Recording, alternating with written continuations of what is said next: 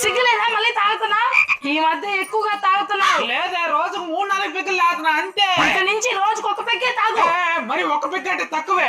మాట్లాడకండి. ఒక పెగ్ అంటే ఒక గ్లాస్. ఒక పెగ్ అంటే నాకు తెలుసు. మీరు నోరు మూసుకుని ఒక పెగ్గే తాగండి, సరేనా? సరేలే, ఒక్క పెగ్గుతోనే అడ్జస్ట్ అయిపోతా.